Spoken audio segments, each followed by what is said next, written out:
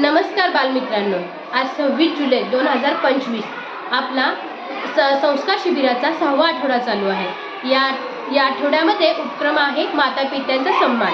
या उपक्रमांतर्गत आम्ही आपल्यासाठी घेऊन आलेलो आहोत एक छोटासा पपेट शो. व या पपेट शोद्वारे आपले सर्व शिक्षक बंधू भगिनी तुमच्यासमोर एक छोटीशी माता पित्यांचा सन्मान सादर करणारी एक छोटीशी गोष्ट घेऊन आली आहे, ज्याचं नाव आहे श्रावणबाळ. तर पाहूया त्यातली पात्र. श्रावणबाळ. नमस्कार नमस्कार. श्रावणबाळाची आई. नमस्कार नमस्कार. श्रावणबाळाचे वडील. नमस्कार नमस्कार. राजा दशरथ. नमस्कार नमस्कार. एका छोट्याशा गावामध्ये श्रावणबाळ त्यांच्या आई वडिलांबरोबर राहत होता. तो आपल्या आई वडिलांची अत्यंत मनापासून सेवा करत असे. त्यांना काय हवं नको ते सर्व बघत असे. एकदा त्यांच्या मनात आले की त्यांनी त्या आई वडिलांना, आपल्या अंध आई वडिलांना तीर्थयात्रेला घेऊन जावे. तर पाहूया चला दृश्य. आई बाबा, तुम्हा दोघांना मला काहीतरी सांगायचे आहे. बोल बाळा, आज फार शांत दिसतोयस. हो श्रावण, काही विशेष आहे का? आई बाबा, माझ्या मनात बऱ्याच दिवसापासून एक विचार आहे. तुम्ही दोघं आयुष्यभर कष्ट घेतले, पण एकदा तरी तुम्हाला पवित्र तीर्थक्षेत्री नेऊन सेवा करावी असं वाटतंय. बाळा, तू खूप प्रेमळ आहेस, पण आपली परिस्थिती बघ. आम्ही अंध आहोत, चालूही शकत नाही, आणि तीर्थयात्रा म्हणजे सोपी गोष्ट नाही रे. हो बाळ, आम्ही तुझ्यावर ओझं नको हो असं वाटतं. तू तरुण आहेस, तुझं जीवन घडव. बाबा, तुमचं ओझं नाही, ही माझी सेवा आहे. तुमच्या पायाशी स्वर्ग आहे असं म्हणतात. मी दोघांना कावडमध्ये बसवून स्वतः खांद्यावर घेऊन संपूर्ण तीर्थयात्रा पूर्ण करीन. तुझं हे बोलणं ऐकून डोळे पाणावले बाळा. तू खरंच देवाचं रूप आहेस, पण तुला खूप कष्ट पडतील हे सगळं करताना. आई, तुमचा आशीर्वाद हेच माझं बळ आहे. तुमच्यासाठी काहीतरी करायला मी तयार आहे. तीर्थयात्रा म्हणजे तुमचं स्वप्न, आणि आता माझं ते ध्येय. बाळा, तुझा निर्धार पाहून आम्हाला अभिमान वाटतो. आपण निघूया, ईश्वर आमच्या सोबत असेल. देव तुझं रक्षण करो बाळा. तू आम्हाला घेऊन चालशील हेच आम्हाला पावन करणार आहे.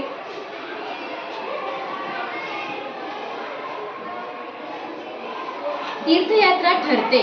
श्रावणबाळ आपल्या आई वडिलांसाठी तीर्थयात्रेला जायला निघतो. पण त्यावेळी आत्तासारख्या सोयी सुविधा नव्हत्या, गाडी घोडे नव्हते. तर श्रावणबाळ एक लाकडी कावड तयार करतो. एका कावडीमध्ये आपल्या वडिलांना व दुसऱ्या कावडीमध्ये आपल्या आईला बसवून तो ती कावड खांद्यावर घेऊन तीर्थयात्रा करणार असतो. आपल्या आई वडिलांना मजल करत कावड घेऊन ती तीर्थयात्रेसाठी न्यायला सज्ज होतो. तीर्थयात्रेसाठी प्रवासामध्ये लागणाऱ्या सर्व गोष्टी तो आपल्या बरोबर घेतो व त्याची तीर्थयात्रा सुरू होते.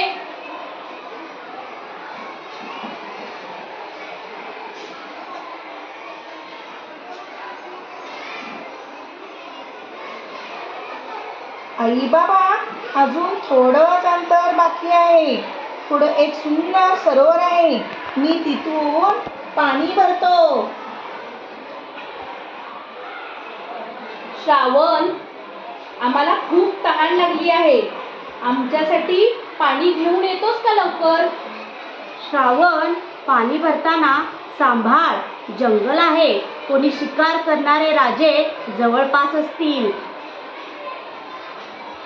तेथे एका घनदाट ज्या जंगलामधून श्रावणबाळ जात असतो, तेथे एक राजा दशरथ नावाचा राजा तेथे शिकारीसाठी आलेला असतो.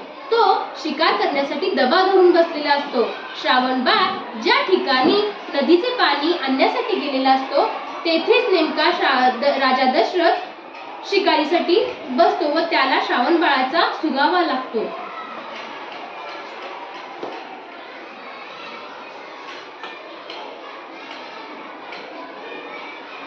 आणि पाण्याजवळ कसला तरी आवाज येतोय. नक्कीच एखादा प्राणी असणार आहे. आता मी बाण मारतो त्याला. आणि बाण अरे बापरे, हा बाण मला लागला. मी माणूस आहे, प्राणी नाही. अरे देवा, मी चुकलो. मी समजून चुकलो की पाण्याजवळ प्राणी आहे. मला माफ कर बाळा, मला माफ कर. राजा, आता माझं काही होणार नाही, पण माझे आई वडील अंध आहेत. तिथं माझी वाट बघत आहेत. कृपा करून त्यांना पाणी द्या आणि हे सत्य सांगा. श्रावण बाळ मरण पावतो. राजा दशरथाला आपली चूक समजते. तो श्रावणाच्या अंध आई वडिलांजवळ पाणी त्यांना पिण्यासाठी पाणी घेऊन जातो. पाहूया पुढचं दृश्य. बाळा, तू आमच्यासाठी पाणी आणलंस का रे? माझ्या हातून मोठी चूक झाली हो. मी तुमच्या बाळाला चुकून बाण मारला. तो आता या जगात नाही राहिला आहे. तो मरण पावला आहे. हे देवा, आमच्या डोळ्याने बघितलं नाही, पण तुझ्या बाणाने आमचं सगळंच अंधारात गेलं. राजा, आम्हाला बघायची गरज नव्हती. श्रावण म्हणजे आमचं जग होतं. आता आम्ही दोघंही जगण्याचं कारणच हरवून बसलो. आम्ही दोघे तुला शाप देतो. आम्ही जसे पुत्रवियोगाने मरत आहोत तसा तू पण तुझ्या मुलासाठी तडपडत राहशील.